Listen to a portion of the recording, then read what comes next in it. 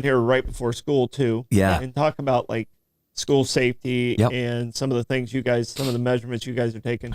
And I understand you guys have more resource officers out there. Can you Yep. talk a little bit about that? And Yeah. So what you do to prepare for school going back? Yeah, so our resource deputy sheriffs, if you don't know, of course, here in St. Johns County, they opened a brand new school at Rivertown this year, which is Hollows Grove.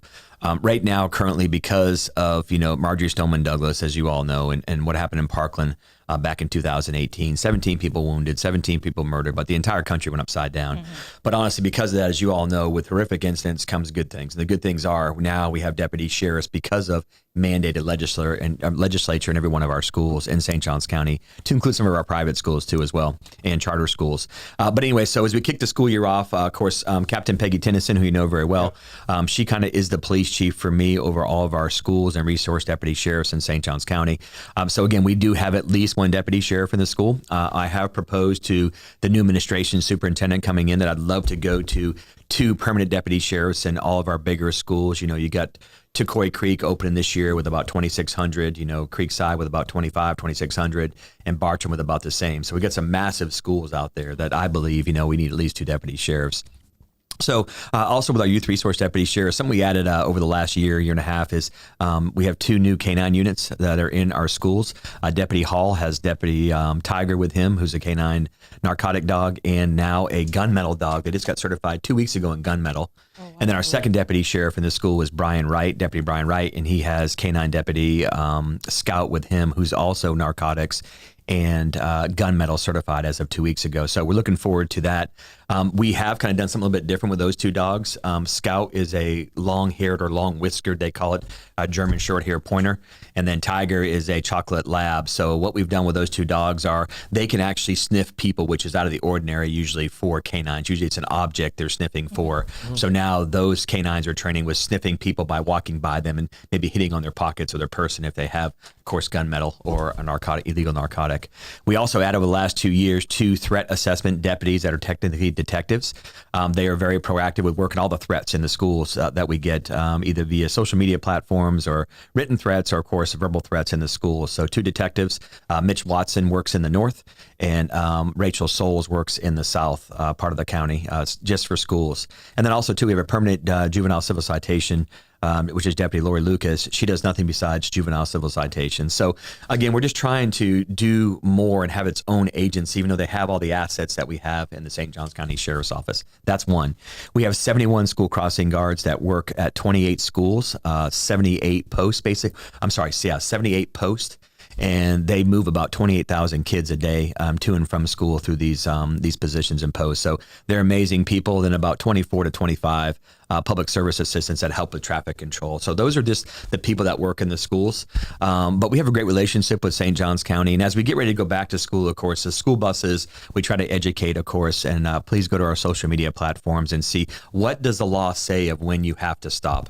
And I always use the amphitheater because it's a place that everybody knows for the most part here in St. Johns County. If you are in the middle of the road in the amphitheater, you have to stop in both directions. So let's say the school bus is stopped picking up children in the amphitheater as the exit coming out there. You have to stop in both directions. There's nothing in the median. It's open lanes, basically. There's no curb, there's no sidewalk, there's no raised bushes, nothing like that.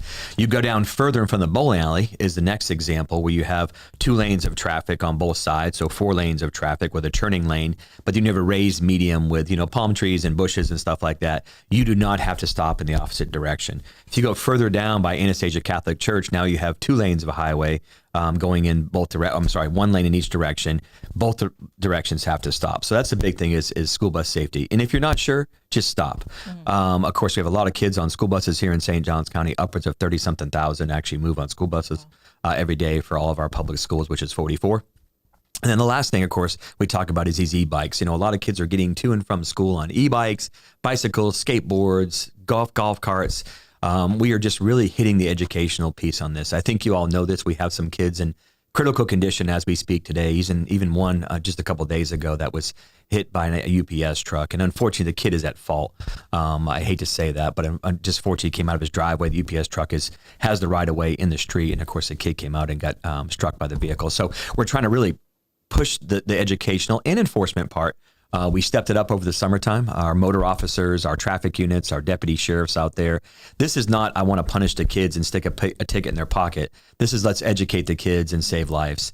So right now, currently the e-bike statute or the e-bike laws are under the bicycle statute, which basically says if you're 16 years and under, you must wear a helmet. And of course, you got to abide by the same rules and laws as you would as a car, basically. So stopping at stop signs and yielding right away, stuff like that. The e-bike is currently under the bicycle statute. So a lot of people ask, well, they can't ride on the sidewalk. Well, technically they can because they are an e-bike, a bicycle as we speak. I am approaching legislature this year when they get back in session trying to change that statute. We're taking the lead on that with Senator Leak and Representative Kim Kendall and trying to change the law on that and pull it out and make it its own, You two will remember this, but remember the days of the moped that had the bicycle pedal wheels on there? The statute's always, it's kind of really there. We just got to take it back and revamp that old moped bicycle statute. And again, we're looking forward to it. So looking forward to, of course, school starting back up. But this is one thing I'm going to tell you is everybody wants to drop their kids off on week 1 or 2. And I understand that, but that means there's going to be additional traffic on the road. So give us a couple of weeks for the kinks to work out. Quit your complaining because it's not going to work. Kids are back. That same traffic pattern week 1's not going to be the same. Yeah, it changes. Just give us some time. So, and again, there's a brand new school on County Road 13. 80% of the kids are going back into Rivertown, but there's some change in the traffic flow and pattern. So just be patient. Do your back planning better. Maybe look at the school bus times. They're all public record on the St. Johns County School bus or school website, and look at the times the school is open and maybe change adjust your schedule away from those times. All right.